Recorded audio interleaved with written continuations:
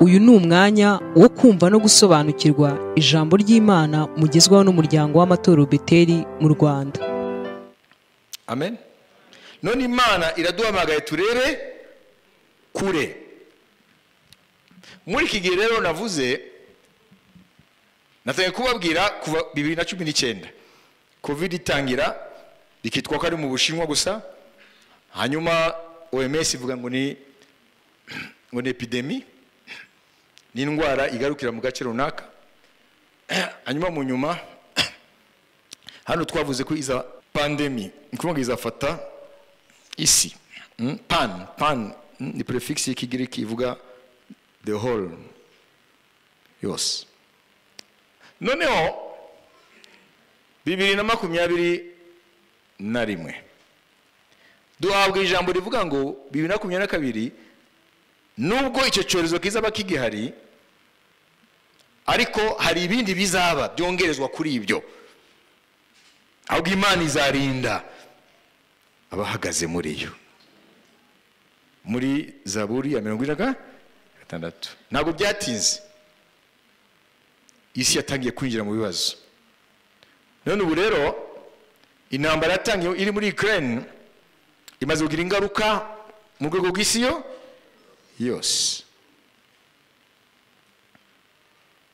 Ari ibihugu bikize, ari ibihugu bikennye, ingaruka ziriya ntambara zamaze kwinjira muri buri gihugu cyose ku isi. Reka ubu munsi kubera umwanya ari muto ndafata urugero rumwe gusa. Muzi ko igihugu cy'igihangange kiri ku isonga mu kuyobora isi Leta Zunze Ubumwe za Amerika. Mu bisanzwe nibagahuye n'ihungabana biturutse kuri ibi byago bigenda bikubita isi. Kuri pandemi ya corona birumvikana ko bo bamaze kurenga miliyoni y'abapfuye. Amerika imaze kurenga miliyoni y'abantu bahitanywe na COVID-19. Iyo tubyihorere. Dufate rero ingaruka za bugufi.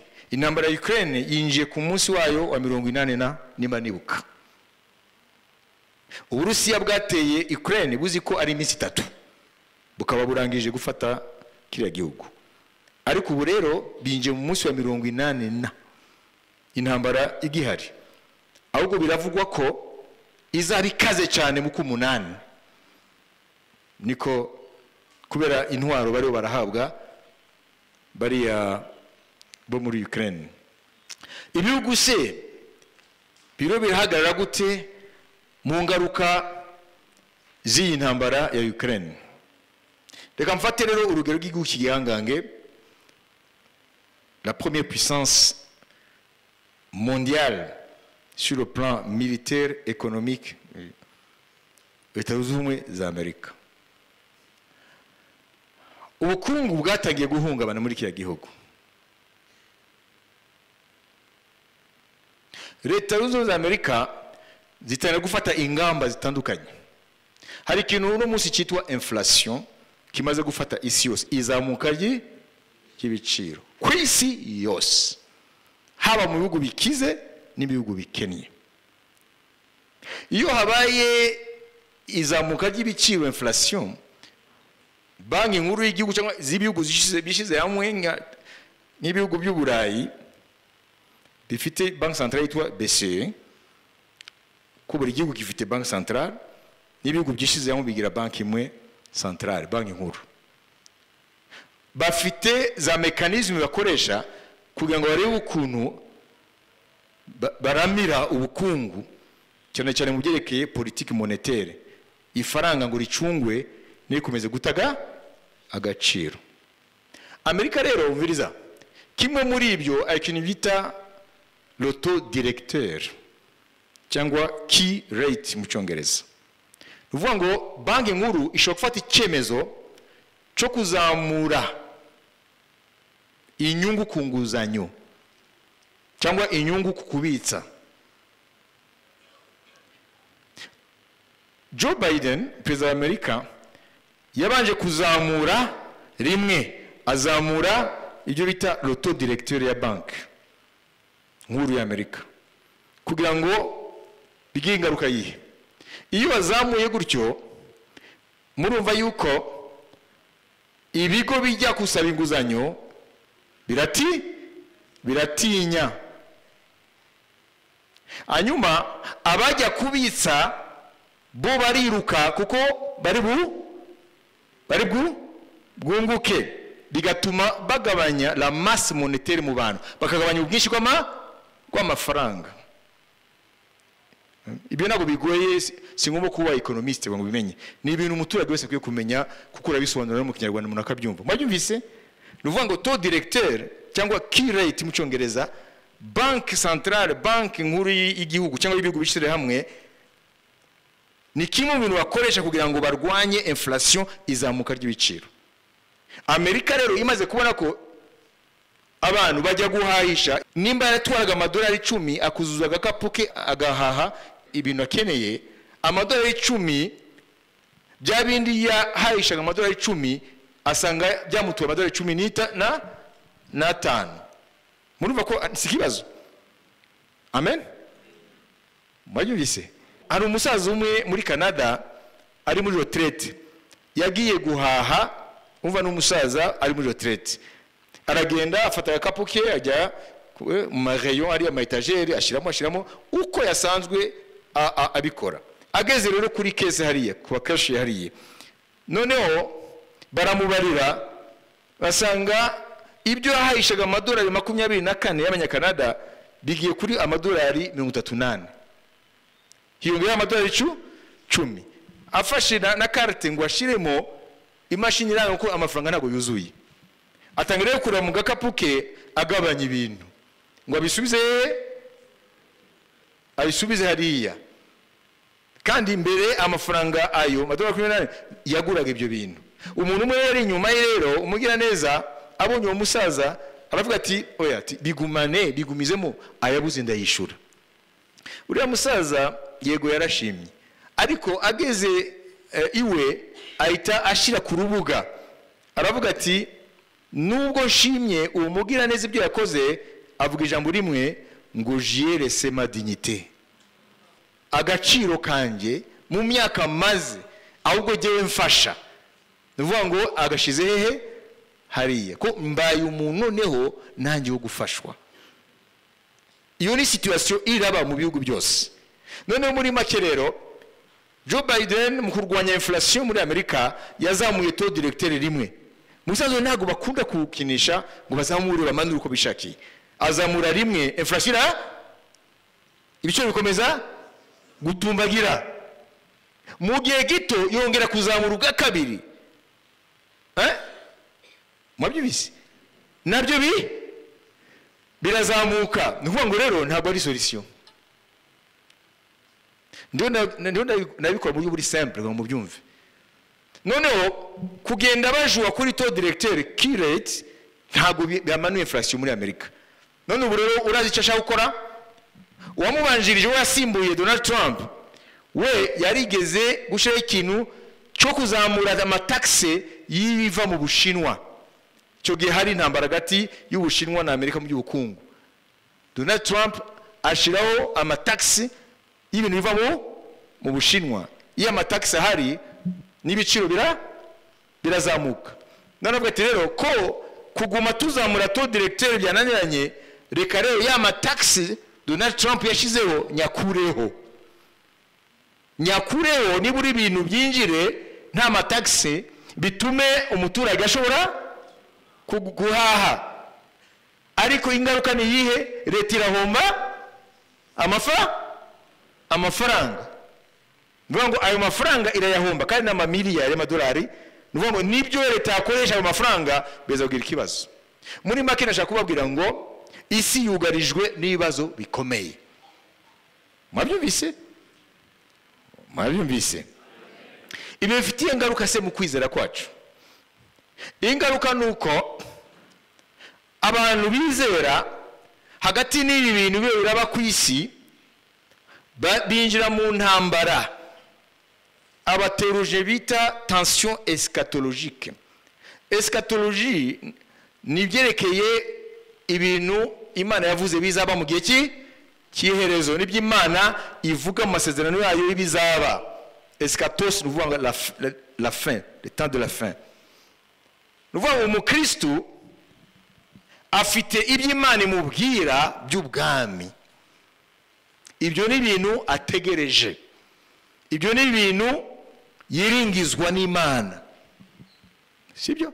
Ariko hagati aho ntabwo arajya mu ijuru, aracyari mu isi ihura n'ibibazo cyo kimwe n'abandi batizera. Yo ndankurikira. None se iyi inflation izamuka ry'ibiciro ntabwo rero abarokore birabareba.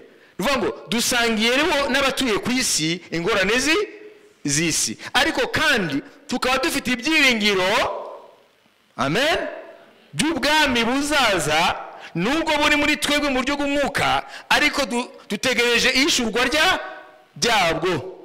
Hanyuma Imana ikatubwira ngo mugiye mugitegereje ibyo nababwiye ukuza k'ubwami bwanjye, mukwiye no kuba muri ubwo buzima mu gukiranuka kose, mutegereza ibyo nabahaye nk'ibyiringiro. Iyo ntambara murayumva? Hari ibyo dutegereje guhishurwa k'ubwami bw'Imana. Ubwami bw'Imana bwaraje mu buryo bw'umwuka kuva aho Yesu yaje, ariko mu buryo bugaragara turabutegereje. Ariko mu gutegereza hari ibibazo bitwugarije, kandi Imana ikavuga ngo muri ibyo bibazo mukwiye gukiranuka.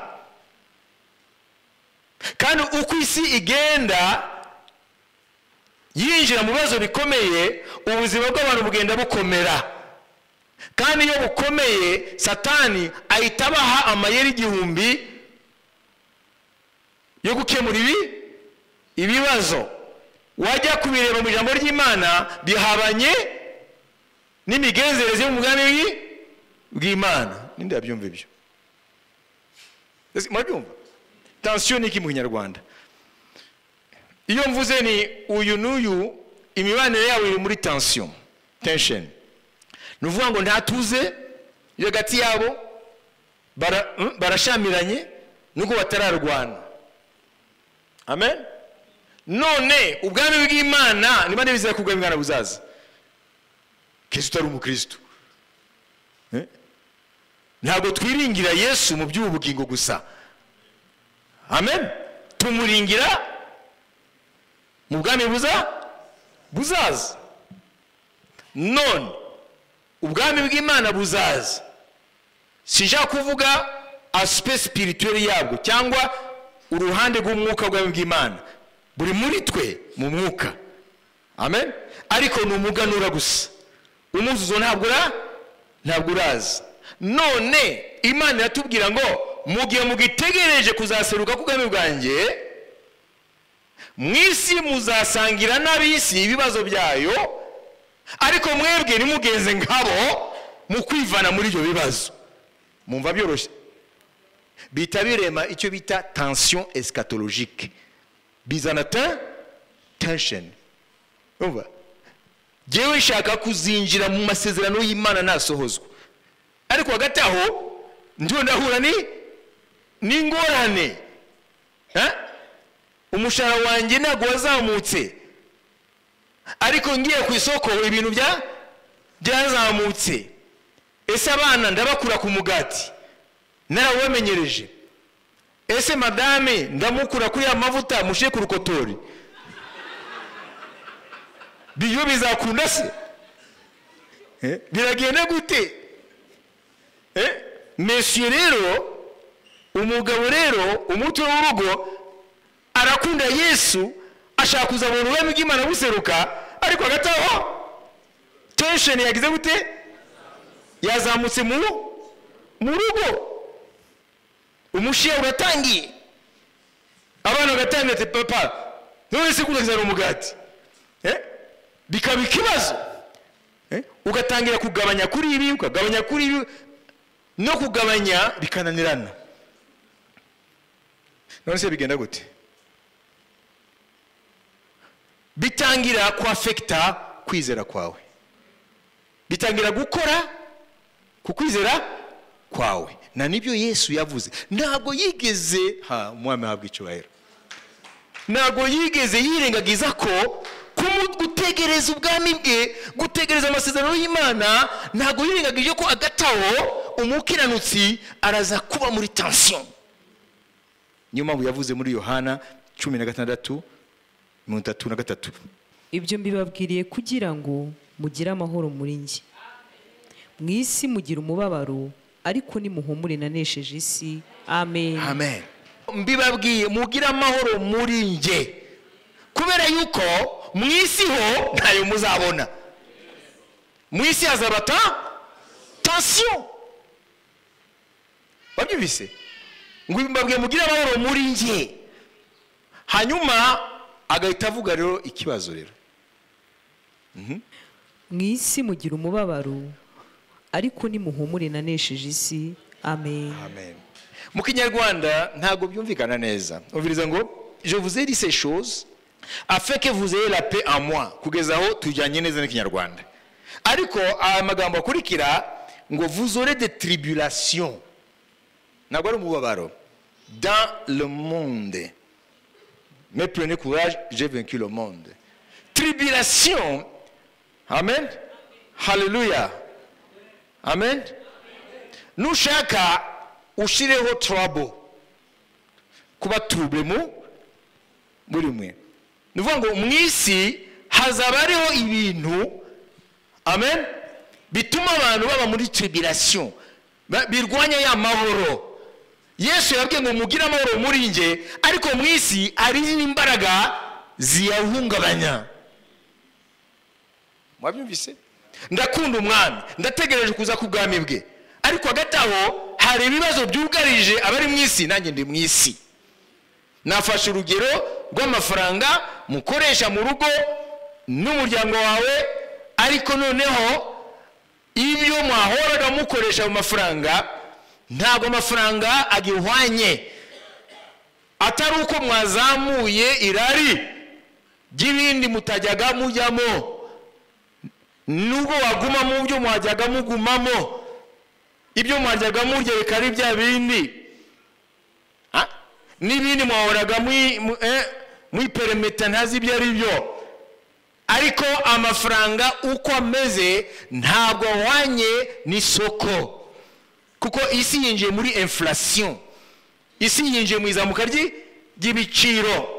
Mu gitondo uragura iki igihumbi, wagaruka nimugoroba bashizeho 200.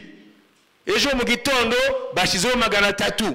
Ibyo ntabwo biri mu gihugu kimwe, biri ku isi yose. Ninde yabyumvise? Ibyo rero bita birema mu mukristo intambara hanze igahungabanya y'amahoro umwami yamuhaye. None twahagarara dute bene data muri iyo tension eschatologique? Iyo tension iri hagati y'ibyiringiro twiteze n'ubuzima tukwiye kubamo. Mumva byoroshye? Reka rero Imana yatubwiye ngo murebe kure.